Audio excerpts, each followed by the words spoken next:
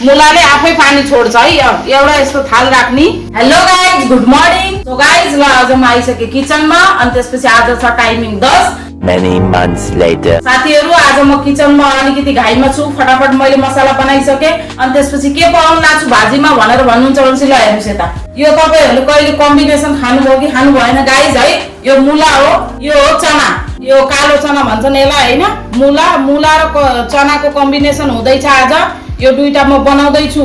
यो हन्डीमा कुकरमा हैन साथीहरु। यहाँ मैले मसला भुनिसके। ल हेर्नुस् त यहाँ मसला लगाई। हेर्नुस् मलाई अलिकति घाइ थियो त्यही भएर दुईटा टमाटर प्याज मसला राखेर मैले यो मसला बनाइसके साथीहरु। मुला र चनाको कम्बिनेसन कसैले खानु भएको छ कि नै कमेन्ट गर्नु होला साथीहरु। पनि हाम्रो आमाको रेसिपी हो। हाम्रो आमाले पहिला यसरी चना र मुला बनाएर खानु दिनुहुन्थ्यो हामीहरुलाई। आज मलाई याद आयो मुला पनि थियो मसँग अनि त्यही भएर मैले आज यो कम्बिनेसन बनाउन लाग्यो। कति आलु खानी हो, आलु खाँदा खाँदा उल्टी आउला जस्तो भइसक्यो।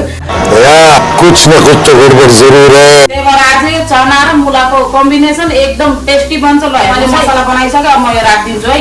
यो चना अब यही टाइममा राख्छु। यो मुला अब म गर्छु मिक्स साथीहरु है। हेर्नुस् गाइस यसरी मस्त पार्दै यसलाई आरामले यसरी भुट्नी हो। अनि त्यसपछि आज यसमा नयाँ युनिक के गर्ने हो भनेर भन्दाखेरिमा यो चना कसरी पाक्छ भन्नु होला हजुरले हैन। चनाको लागि ल हेर्नुस् अब म यस्तो ग्यास स्लो गर्छु। अहिले मैले केही राखेको छैन। यो मुलाले आफै पानी छोड्छ है। एउटा यस्तो थाल राख्नी अनि त्यसपछि थालमाथि ल हेर्नु पानी राख्छु है।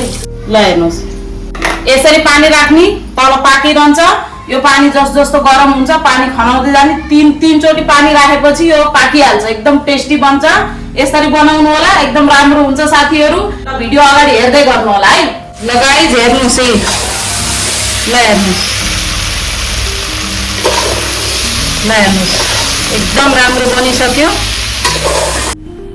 मजा आया। ल हेर्नुस् है। अब यही टाइममा राख्छु साथीहरु म यो मेरो धनिया। एकदम राम्रो एकदम टेस्टी बनिसक्यो। यस्तो बनाउनु होला एकदम टेस्टी हुन्छ है। अब यो मेरो भाजी भइसक्यो। बन्द गरिदिन्छु ग्यास। अनि त्यसपछि यता हेर्नुस् मेरो भात पनि हुँदैछ साथीहरु। भात पनि बन्दैछ।